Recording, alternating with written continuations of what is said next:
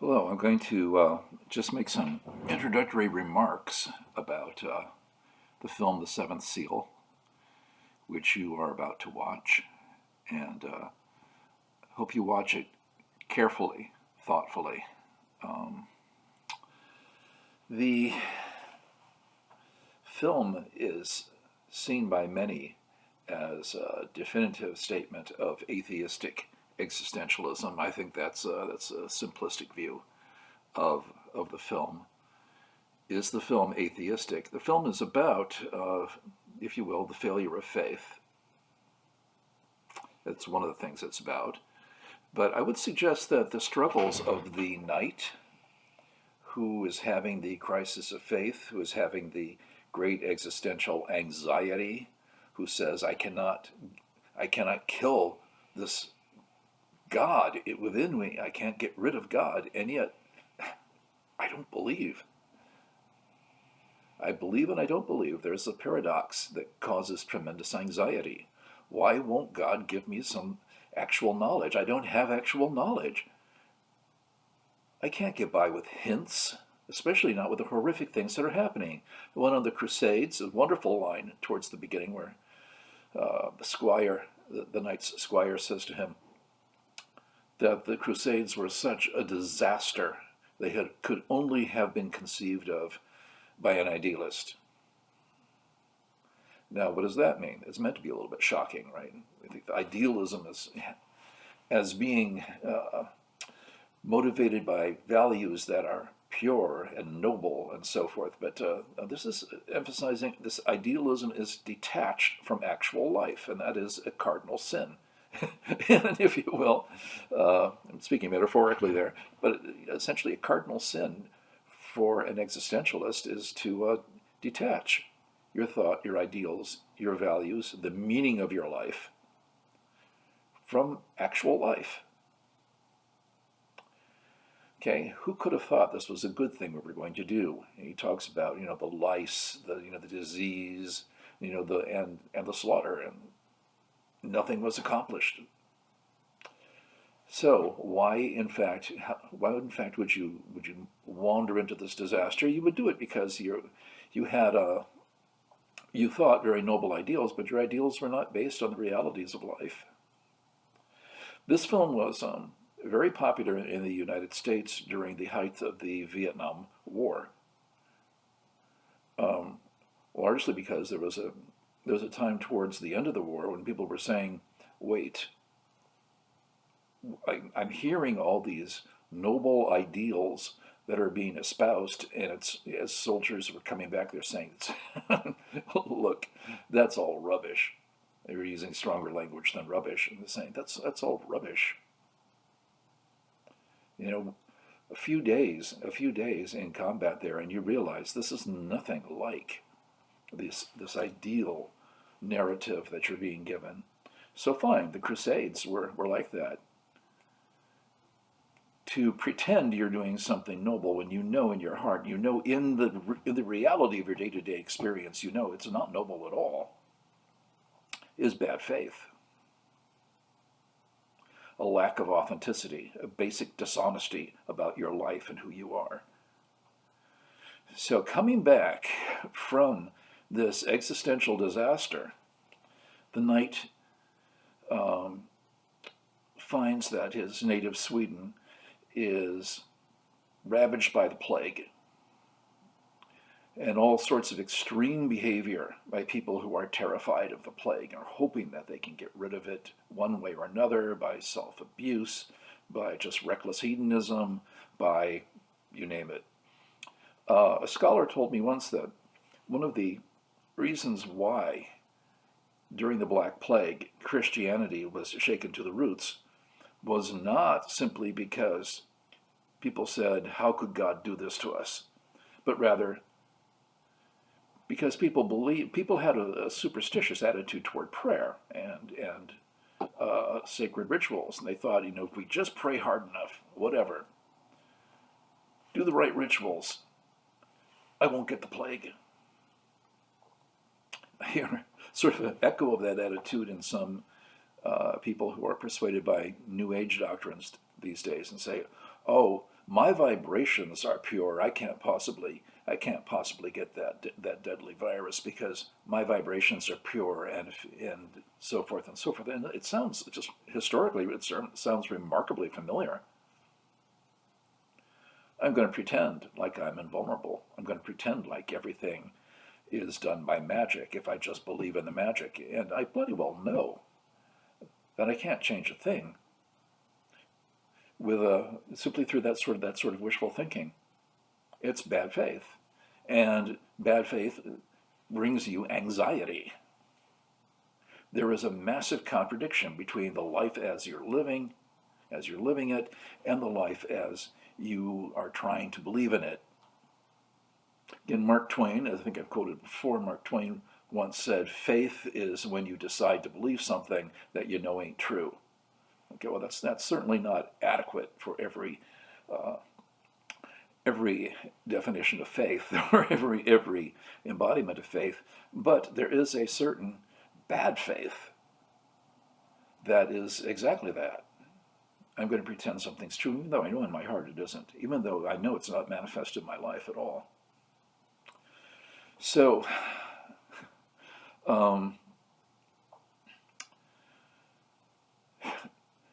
death, a hooded, pale figure with that sardonic grin from which you can interpret absolutely nothing about any affect that's actually going on.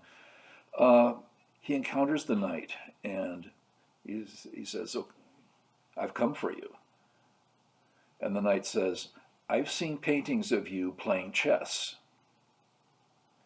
So if you are a chess enthusiast, I'll make a bargain with you. I will play chess with you, and as long as I can keep you at bay in the chess game, one move per day it pans out to be, as long as I can keep you at bay in that chess game, I can continue to live and try to figure out the mystery of life and the mystery of death. Death agrees to play. Okay, now that playing chess with the black hooded figure of death has been parodied again and again and again. It's become a part of a trope, if you will, of popular culture. Everything from an early Keanu Reeves film in which he and his buddy, Bill and Ted, whatever. I've seen that scene. I've never actually seen the whole movie, although I do understand they also encounter Socrates. But they're playing Twister with death, which is, of course, a parody of the scene from the film. The image is so iconic that it can actually become translated into popular culture. There have been Japanese sociologists who explain Godzilla as being exactly that kind of phenomena. Here is this seemingly immortal, powerful beast, this power of nature, come to punish us for our sins, for the dreadful things that we did during World War II. And theologians have said, it's actually this is like a vulgarization, if you will, or a popularization of the Old Testament God. Well, I won't argue, yes or no for that, but it is interesting to note. I also recently saw a meme of death playing chess with Beth Harmon from Queen's Gambit, and people were commenting she could have held him off, I think, a lot longer. She might have actually won. Well, okay, that's taking the metaphor too far. I'm just trying to illustrate, how well known that image is. But actually, no one wins against death. Death always wins. At one point, the knight knocks over the chess board and says, "Oh, I've forgotten where the pieces were." And death, again with that unreadable grin, says, I haven't forgotten. Right, well, death never forgets. Death never forgets where the game is, and you can't win the game against death. Now, occasionally, I will read a commentary that says that, the deal is that if the knight can beat death at this chess game, then the knight then death will leave him alone, which is I'm thinking, come on, think about that a little bit. No, this is about whether you're getting a little more time. No, it's not about beating death, because in the end, you're not going to beat death. And this, in turn, the knowledge that, and I'm trying to keep death at bay, but I know he's going to win eventually, is another source of this, if you will, deep existential anxiety. How can my life have meaning when it seems that it's going to inevitably end in nothingness? One of the most chilling lines in the film comes when the knight finally loses the game. And the knight says, well, actually, I've won. Because now I'm finally going to learn your secrets. And death again, I have no secrets. I have no secrets. Nothing is revealed in death. You're just extinguished. That is unbearable, the knight says. That is unbearable. Okay, how can life have any meaning if it must end in your annihilation? You're simply ceasing to be. I can't get rid of this notion of God because I'm terrified to let go of the notion of God, even though I don't really in my heart of hearts believe it.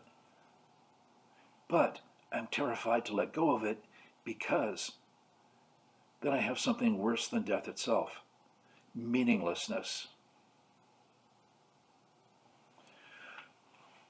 Okay, now contrast that to the family of actors, Joff, Mia, and their son. They are not engaged generally in profound inquiry into the nature of human existence or the meaning of human existence, but they love each other. Okay, they have at one point a meal that they share with the knight of wild strawberries. And incidentally, one of Bergman's other major films is called Wild Strawberries. And again, it's a symbol of innocent love. The sharing of the wild strawberries is a symbol of innocent love. Is this some sort of Pollyanna thing about, we gotta love each other, that's all you need? No, that's not all we need. You know, Joff is brutalized and mocked, and all kinds of things go wrong. They barely escape death when they're on the road. And the one heroic thing that the knight actually does is to distract death, which may have been why the family survives. Because death has mentioned that he's aware of this family, and it gives the knight total chills, you know.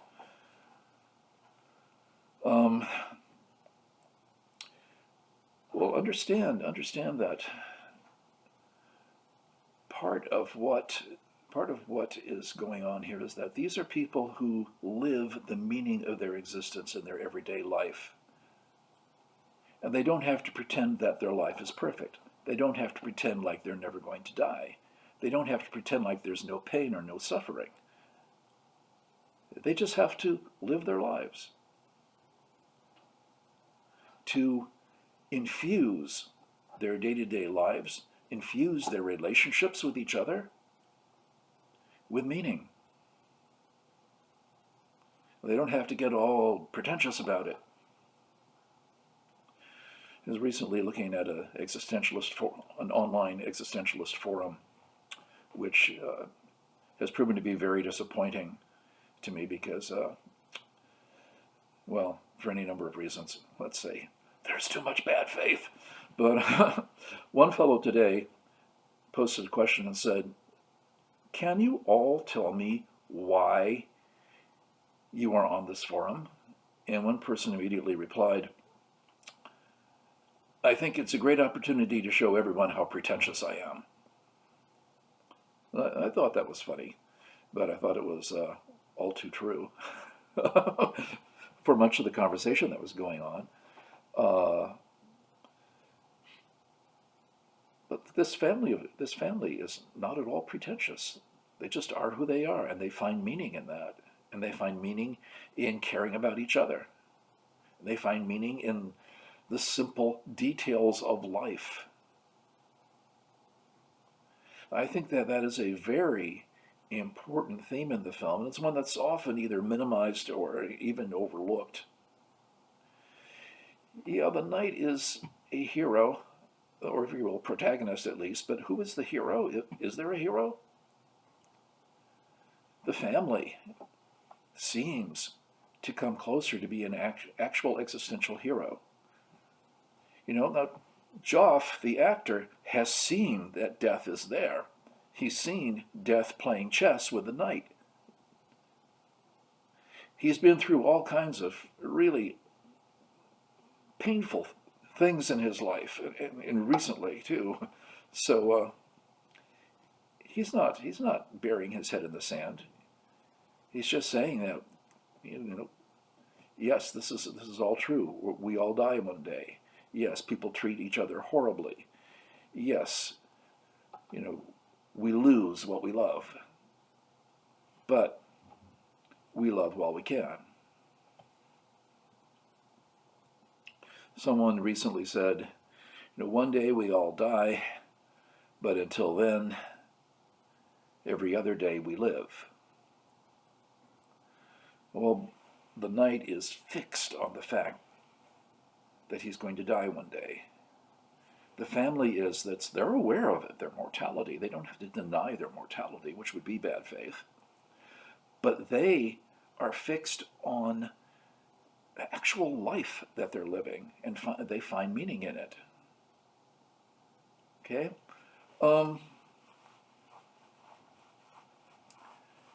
We're going to, later in the course, talk about Søren Kierkegaard.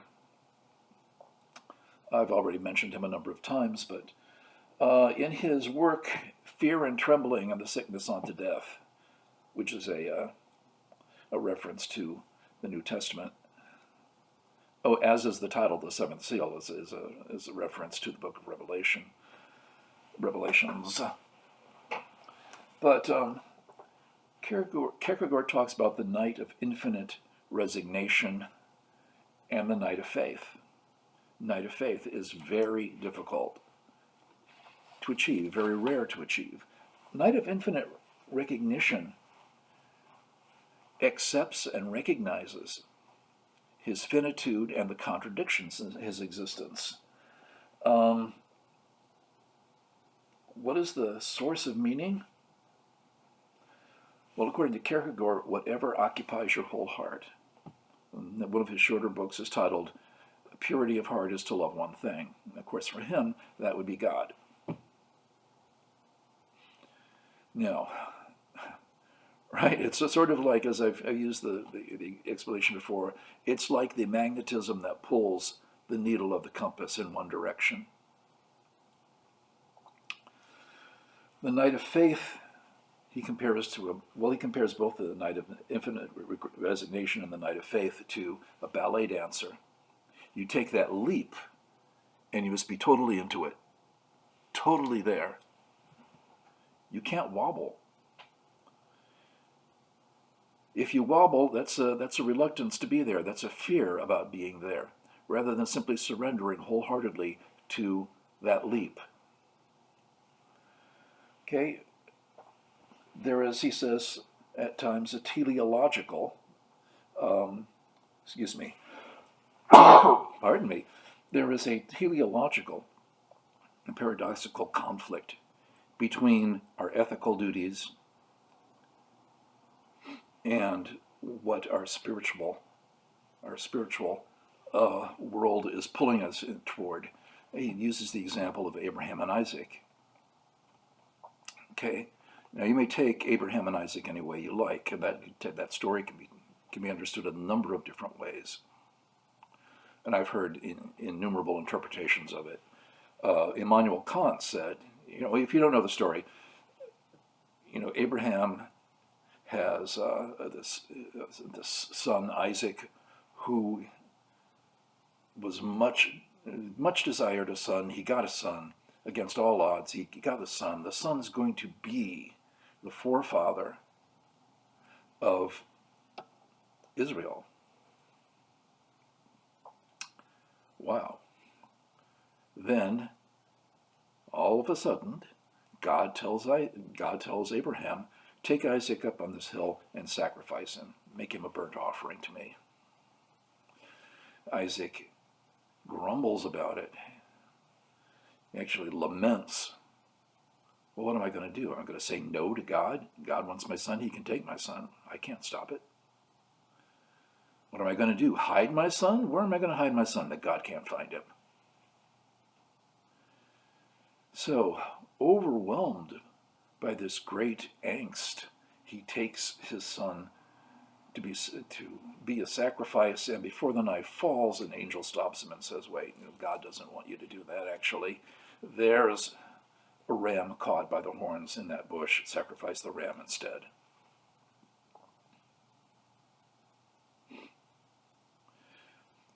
So I've seen a number of satirical retellings of that. God intervenes and says, are you out of your mind? What, are you going to kill your own son? Well, you told me to. Yeah, well, if I tell you to go jump in the lake, you're going to do that? Yeah, I will, because you're God. You always seem so serious. I didn't know you were joking. Well, okay. What exactly are we supposed to do when there's this big conflict between what we feel is drawing our whole being toward it as embodying meaning that is so important as to overrule any other obligation we might feel that we have? Well, there's this great anxiety again, because this is what I think I ought to do, given everything I can understand with my mind about what I ought to do, but here is where my whole heart is pulling me. Huckleberry Finn, in my personal opinion, one of the greatest novels of modern times. Of 19th century, 20th century, by modern, that's what I mean, contemporary times, let's say. I had a teacher actually in high school who recommended the book to me and said, I think you'll find if you read the book that there are few, if any, better commentators on human nature, the human character, the human condition. Now, of course, an existentialist would generally say there's no such thing as human nature. We create our own nature, but I know what he meant. By human nature, the way people are inclined to behave. At one point, Huck is deciding, is he going to turn in his friend, Big Jim, who was a runaway slave? The two of them are headed down the Mississippi on a raft, and the intention is to get Big Jim to a free state where he can rejoin his family. Huck is having a crisis of conscience. So everything I learned in church, everything I've learned about right and wrong, tells me I got to turn in Big Jim. It's the law.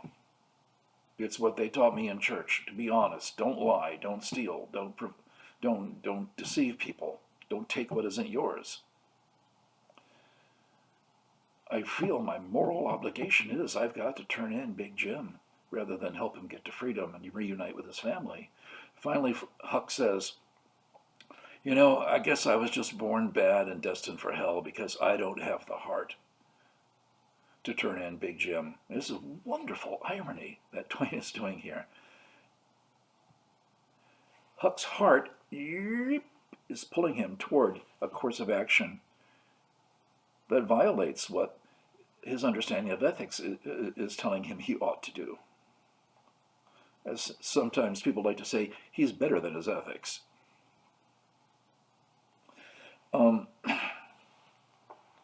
Okay, teleology, you probably have encountered that term before. It's about the end to which an action is directed.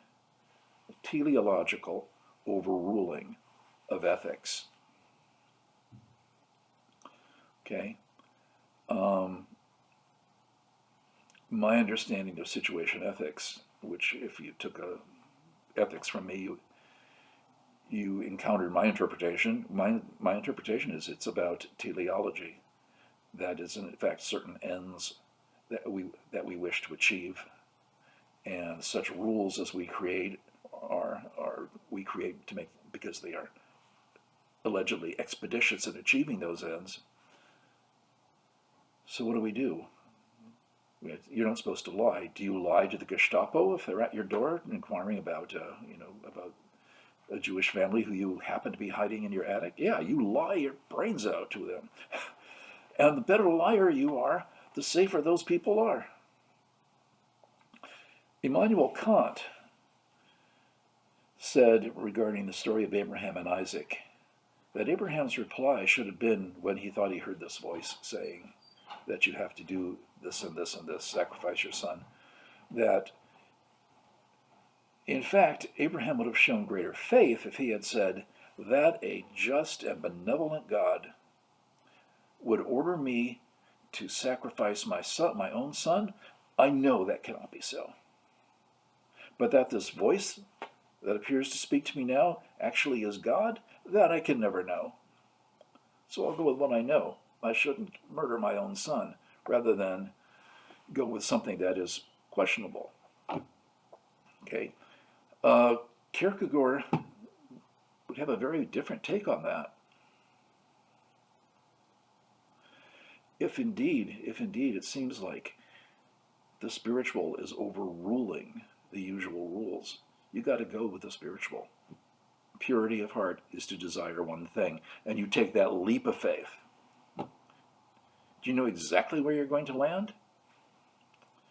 Be a ballet dancer, because I love ballet. I've at one time long ago, when I was much younger, actually did some ballet.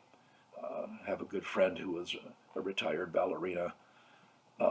It's just a wonderful thing, but the way Kierkegaard describes it is, you can't wobble. You have to totally commit yourself to a leap.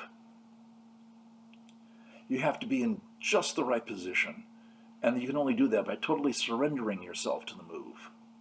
T.S. Eliot, in his set of poems, Four Quartets, has a wonderful line, and it's often actually quoted by Buddhists. At the still point there the dance is, where there is no dancer, but only the dance. Okay? You don't wobble. You just take that leap of faith. You just totally commit yourself into it. You make it a truly authentic move. Now, I would contend that the knight in the seventh seal finds himself unable to take that leap. He is in constant anxiety because he is in a constant wobble. Do I believe? Don't I believe? No, I don't believe, but I have to believe, but I don't believe. But no, everything tells me this can't be true, but I have to believe it because I can't stand the consequences of deciding that it's false. Well, okay. A kind of spiritual schizophrenia, you might say.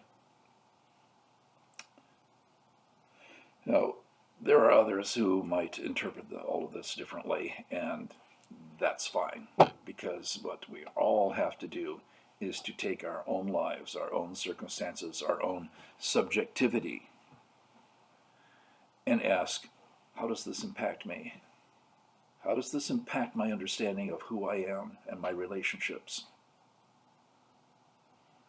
How does this impact my understanding of the meaning of my own life? Okay. We'll talk more about Kierkegaard later in the course, but it seemed appropriate to talk about the night to talk about Kierkegaard's night of infinite resignation and his night of faith. And we'll talk more about that later when we talk more about Kierkegaard. Friedrich Nietzsche, another philosopher who we'll look at.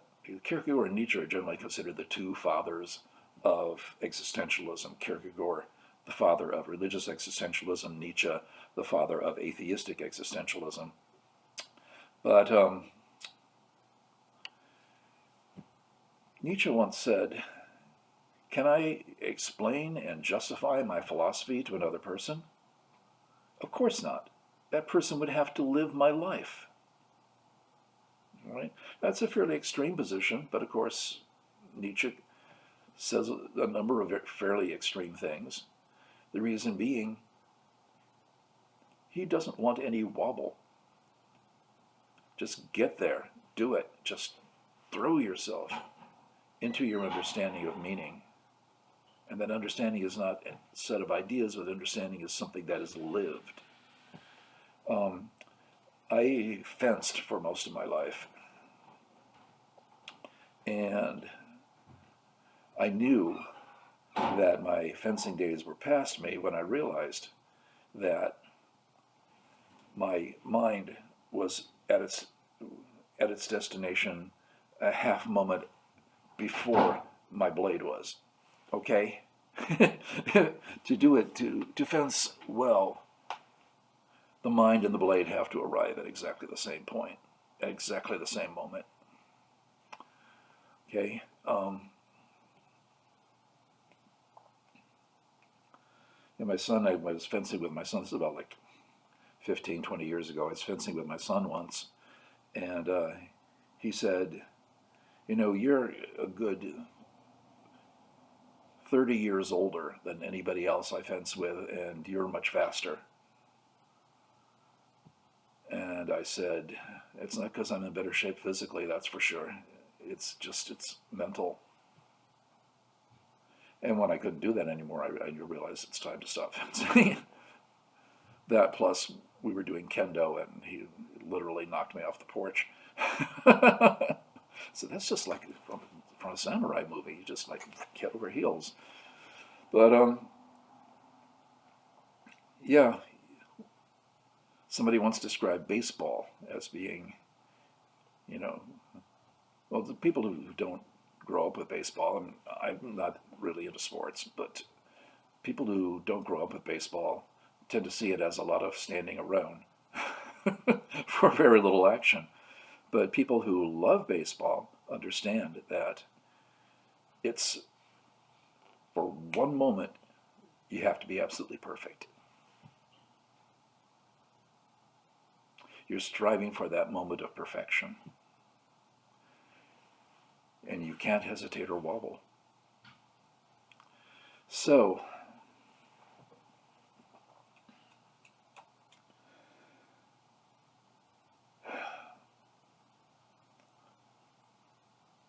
I could go on talking for a long time. That's how you can tell I have a degree in philosophy. I can just start talking and keep talking, until everyone else has died of old age. But yeah, I think that's about as much as I want to say right now. As we'll pick up some of these themes again, particularly when we look at Søren Kierkegaard. And we'll be doing that later. What I want you to do as you're watching this film is to look at the terms that I gave you on the Moodle page and think about how those, if you will, modes of existence, anxiety, commitment, authenticity, how those become embodied or fail to become embodied in the film. And at all times in this course, be thinking about, do I understand my own life a bit better as a result of learning these concepts, or a result of the readings, or a result of this film? I first saw this film when I was in high school, and it profoundly depressed me, because I think it was probably the first time that I really dealt with the idea of personal annihilation. So, I don't think it's inappropriate to say enjoy, because I think you will enjoy it. The cinematography is fantastic. The story is very well written. It's extremely well acted.